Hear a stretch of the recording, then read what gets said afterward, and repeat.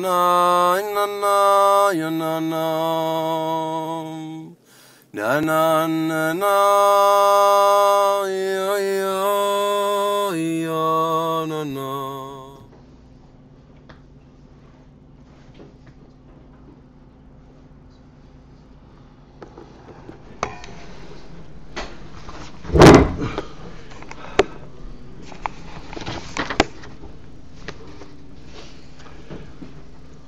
We will start 3 lines from the bottom on page of Beis.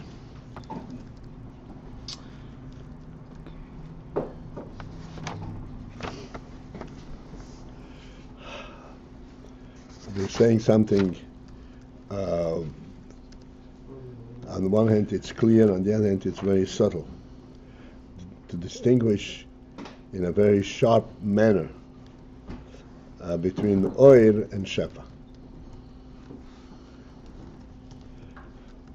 So far we had, when we talked about the actual, the content and the design of what is given in Oyer, what's given in Shefa, we have it clear. In Shefa we have a real presence.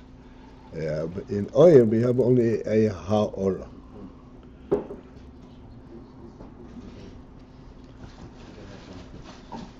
But when we are then further going to from the other angle, that we're saying that there is a special quality in Oyer in the fact that it is dovek b'ho'etzer, and there the distinction becomes a little difficult, yet it is extremely significant between Shefa and Oyer, because Shefa, as we've been saying the whole time, Shefa is actually a representation of the mashpia.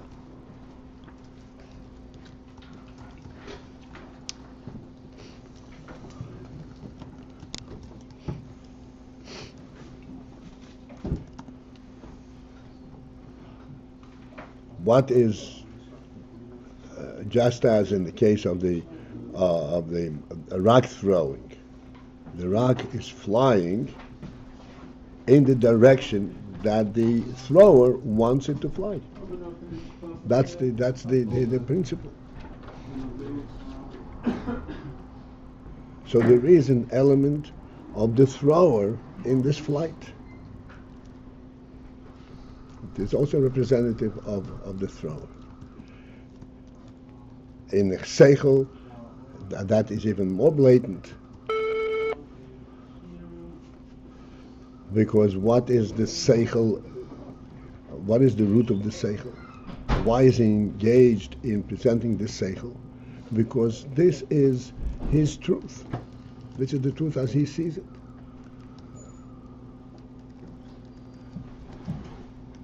And moreover, this is what he himself is preoccupied with. This is what is most important to him, and this is what he is mashpia. So this is really representative of him.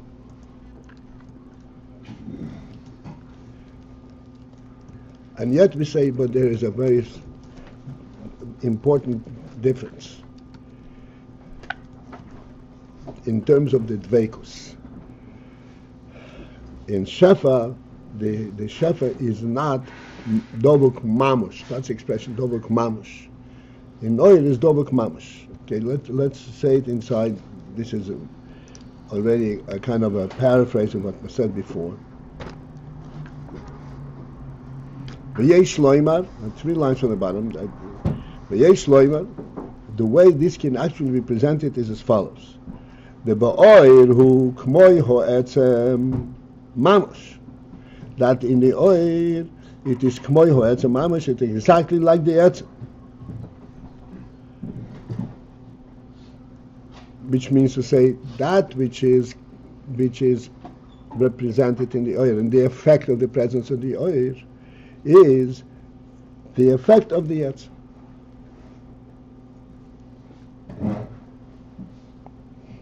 The experience of having the oil is having the etz.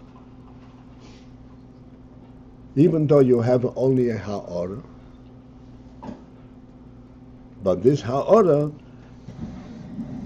the statement of this ha'ora is, as we said many times, is the etzem, not oir.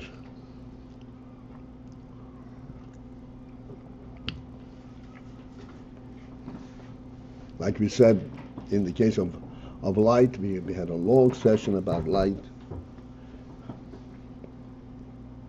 that the principle of sunlight is not just to combine with the darkness of the world. The principle of sunlight is to bring pure light, just like sun itself is.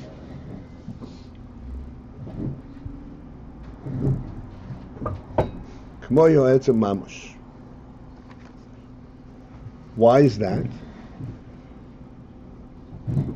Okay, this lefi is going to be later. Over shefa, but in shefa hu rak lefi oifen ha'etzem loy kmo ha'etzem. The shefa is representative of lefi oifen ha'etzem, of the manner in which the etzem perceives this truth, this inyan. But it is not as the etzem is mamash, as the etzem in actuality, because in the etzem actuality it is not even seichel. It is, like as an example of the seichel,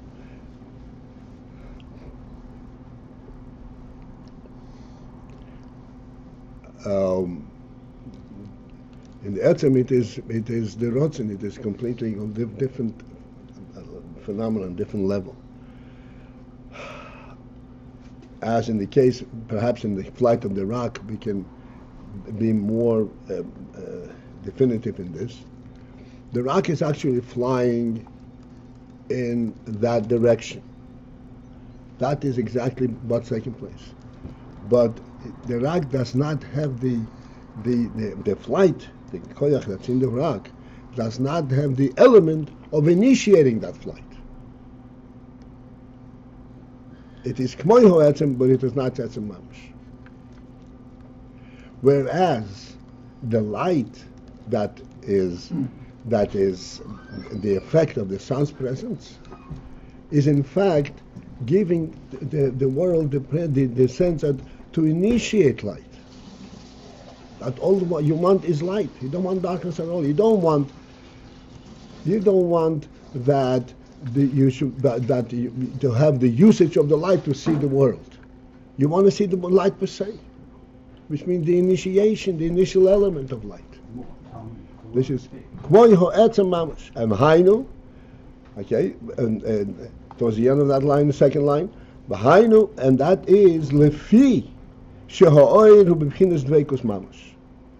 It is due to the fact that the oil is b'bchinas dveikus mamash, meaning to say the oil does not give an oil element. It through the inyan of ha'ora, it's true, it's only ha'ora, but what is the message of the ha'ora? The message of the ha'ora is that which is the etzem, the veikus. The message of the ha'ora is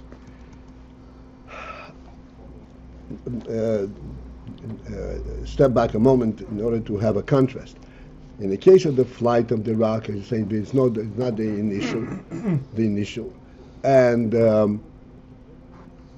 ultimately, the rock is flying to a target. The rock is not bringing the thrower to that target. It's hitting the target. Whereas in oil, the oil brings the etzem into wherever the oil reaches. That is the principle of the oil. I just said that the principle of oil is to actually make a statement that there is no such thing as darkness, there is only light. Because the whole meaning of oil is the veikus element. Not its presence, its effect, but the presence of the etzem.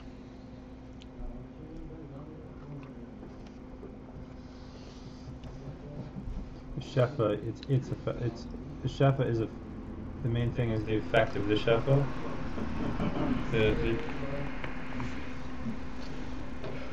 Not the. Here's where we're going to be. If you want to really use analytical terms, we have to be very careful. Because on the one hand, by shefa, the main thing is the shefa, not the effect of the shefa. In oil, it's only the effect. It's how.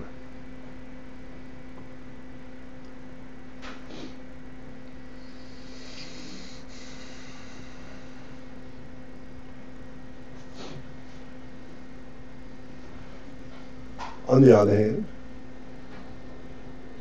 in the oil, it is a ha'or, and what is the principle of this ha'or? The principle of the ha'or is to tell you that there is an etzem. The effect of this ha'or is, what is the effect of this ha'or? That there is an etzem.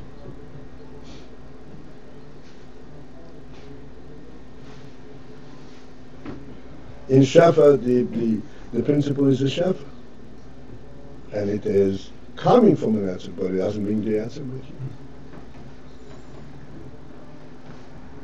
The shefa has the ability to move, to actually cause something to happen, whereas the or doesn't. The shefa can move the rock, the or cannot move the rock.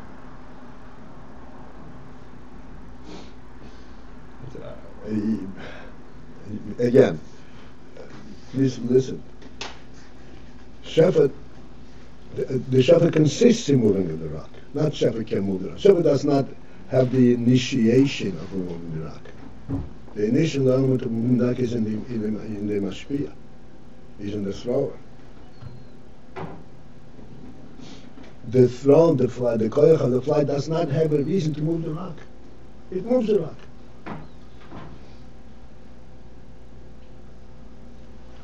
In Seichel. In Seichel. I'm saying the statement that Kopje mit Arufstel, right? What does that mean? It means the following. The Mashpia can explain the Seichel perfectly, but he cannot give you the will to accept it, or to be interested in it. No matter how well it is presented and how rich it is and how true it is. They cannot give you the will to relate to it. That will stays with the mashpia, and that will you have to have in your own. Now, the initial element, that which initiates seichel, which is the koyach harotz, that he cannot give. Even though the seichel represents that koyach harotz.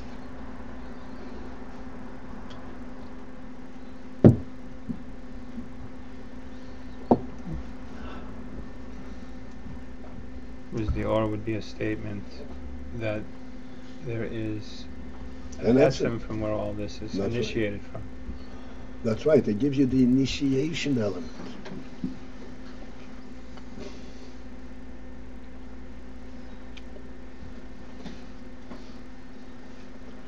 All right. It'll still come back. But I think for this, for the time being, this is sufficient. Would it be right to say that the difference between the shefa and the oil is that the shefa acts like he's the etzem now, and the oil is just representing the etzem? You'll have to repeat it again. Go ahead. I'm asking if it would be right to say that the shefa is like while he's in action, he acts like he is the etzem, and the oil always shows to the more.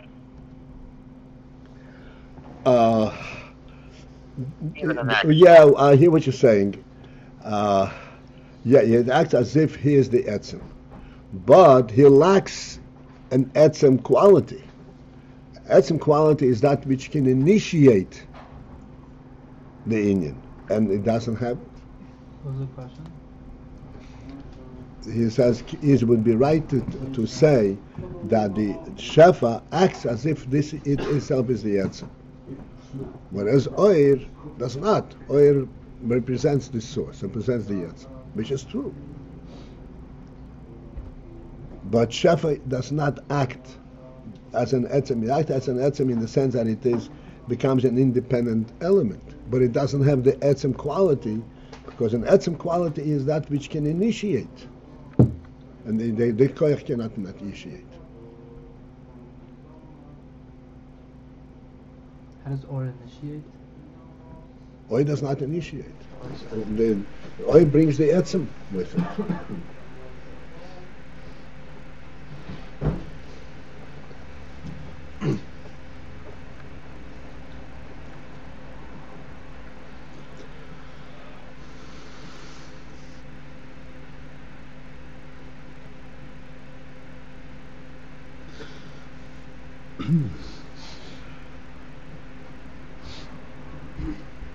As we have going in circles a little bit and pointing to this, but what Shlomi just said, there's an important message that we can gain from this. Very important message. What actually happened in the world, in the scientific world?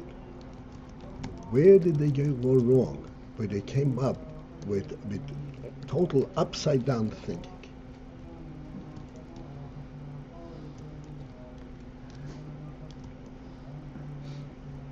The Big Bang and the world made itself. What kind of Mishagai is this? It's totally irrational. It's not human thinking.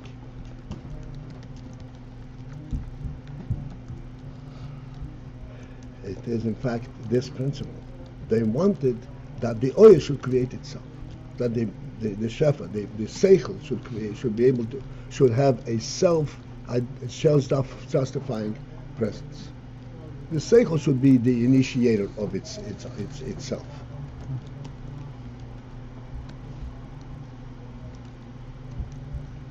And so they came up with this Mishagas.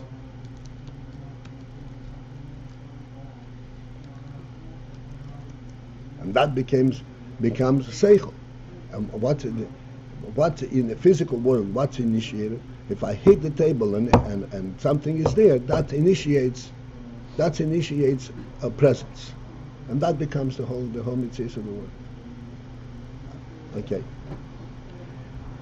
All right. Let's continue. The k'mei kain hu lamayla, where the similar inyan is lamayla. The ha'oir hu b'fchinas dveikus behamoir, where the oir is in a dveikus state in the moir. And again, the word state is incorrect. B'fchinas dveikus, as we've said many times, b'fchinas dveikus means to say that this is the definition, this is its quality. In an aspect of dveikus. That is the definition of oir. That it is dover b'hamoir. V'lochein hu b'fchinas ein soif k'mei ho'etzem. And this is why the oir is b'fchinas ein soif. Just as the etzem is ein soif, the oir is b'fchinas ein soif.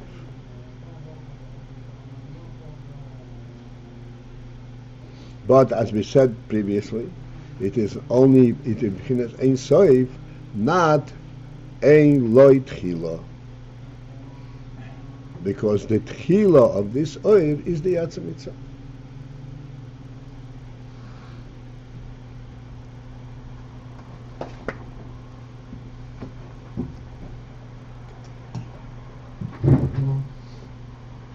Does Shefa have a beginning and an end?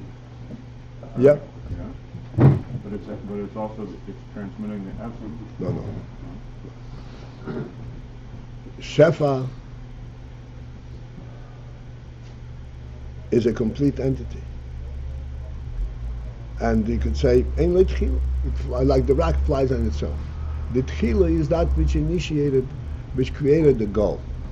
But the shefa does not have that. The shefa has only the inyan that it flies in that direction, and now it flies on its own. It's completely independent of the throwing hand. As a presence, it's a standalone presence. Oil is not a standalone presence. It is constantly coming from the Yetzer. Yesh L'Tchila. Please understand the terminology Yesh L'Tchila. Yesh L'Tchila does not mean it comes from someplace. Sefer also comes from someplace. Yesh L'Tchila means its current presence. Does it have a dependency or it doesn't have a dependency? Oil has a dependency, has a Tchila. The Yetzer. They said, or it doesn't. It is, oh, sorry. Ein Sefer Yesh L'Tchila. Shefa does not have a Tchila. It's an independent thing, and it's whatever it is unto itself. It doesn't have a tequila element in it. That's why. You have to understand it. Yes, it's Ein Sof, Shefa, or left? Shefa is never Ein Sefer because it's not Kamei Ha'etzer. It doesn't have, like we said, doesn't have the initiation quality. Doesn't represent the initiation quality at all. So it's a limited act, something. A limited, stand-alone, and presence. This is what he said. Seichel, no matter how well presented, cannot force itself onto your mind.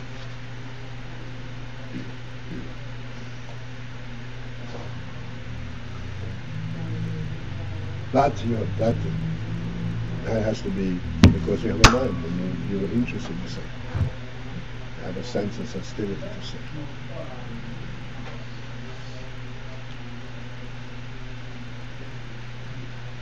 This is what the Rambam says. He says, before you start with Seichel, you have to know that there is a first being. If you don't have that element, in other words, your Metzius is a worldly Metzius, not a godly Metzius, then you Seichel won't make any sense to you.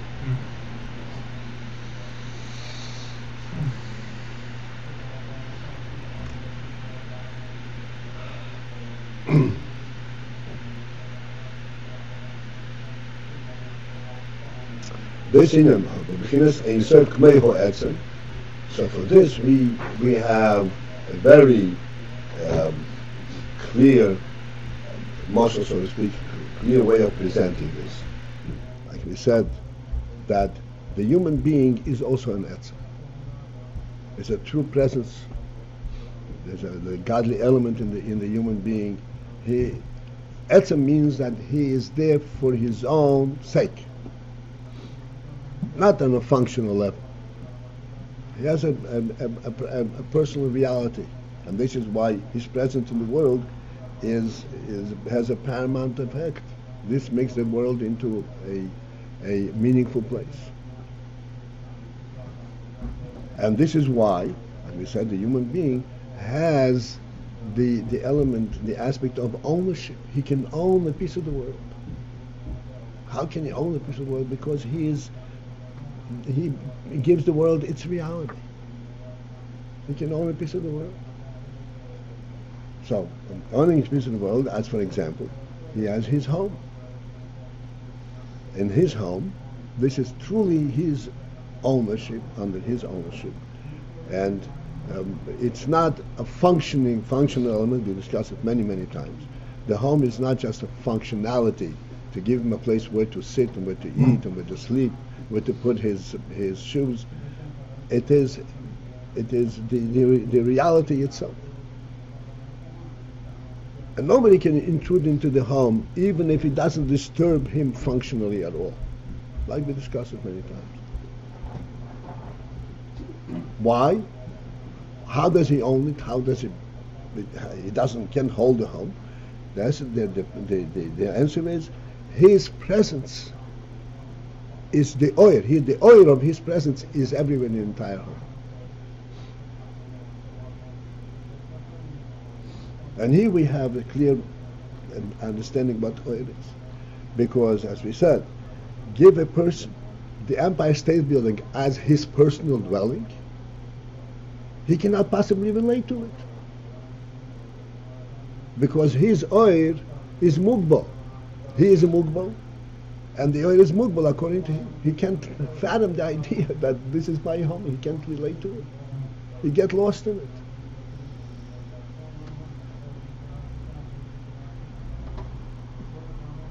Isn't that because he can't use all the space? He can't really work. I have a home, a house, and it has an attic. I was never in the attic.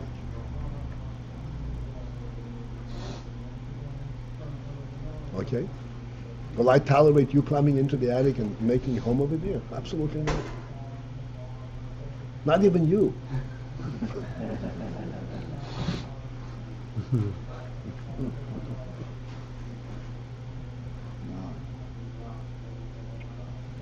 No, it's not because he can't use this one. He can't relate to it. He can't orient himself in this.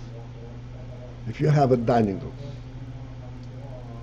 every person according to his character and personality, one can relate to a larger dining room, a smaller dining room, but one cannot relate to a dining room the size of 770.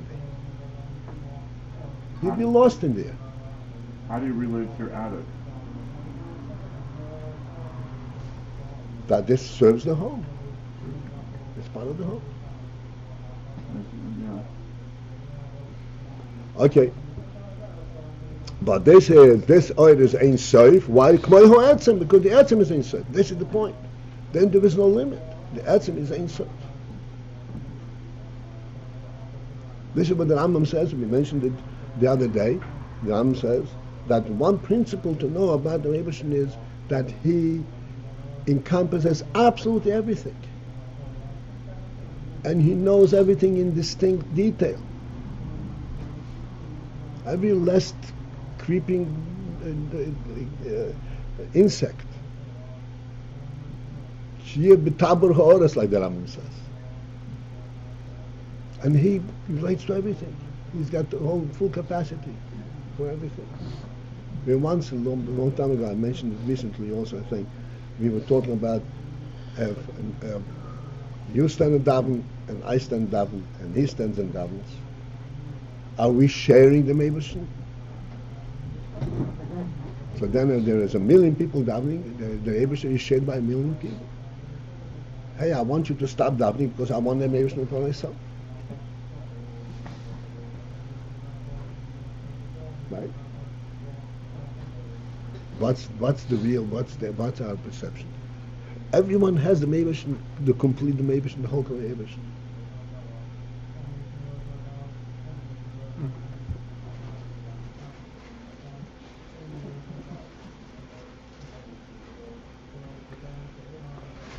Okay, let's go to the next phase of this. Some people daven like they want the Eibush all for themselves.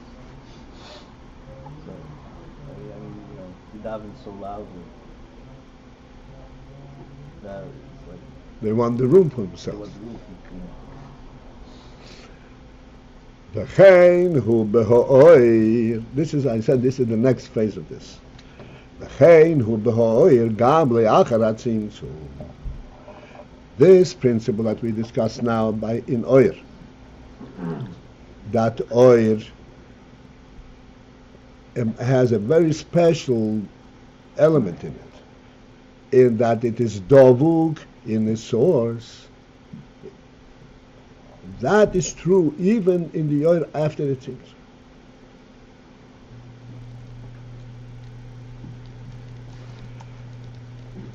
The mikol mokon, where even though there was a tzimtzum, and there was a complete, so to speak, disassociation, severance of the land of oil.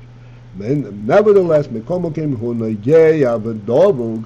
The oil that ultimately rejuvenated and brought back after the tzimtzum, even though it's a different oil. It's a oil that comes that is rejuvenated after the tzimtzum. It's nimshach, as we still discuss it, and now it's going to be first discussed. Nevertheless, it is noigeya v'dovug be'erin soif. It is touching, and it means dovug, stuck together, cleaved, to the Ein Sof Mishikosu Be'etz Chai. Because this is the principle of Oir. Just like in our moshel of the human being, the principle of Oir is that there is the owner, that there is a person. This is what makes the home a home. And now we will interrupt and meet him tonight. We're going to have 8:30. 8:30 sharp, right. Have a good day. Meet him tonight. Okay.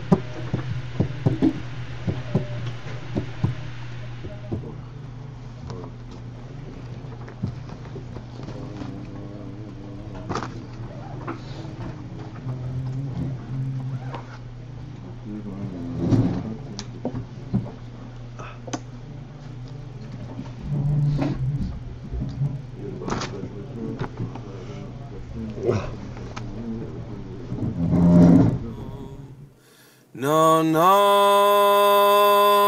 no, no, no, no, no.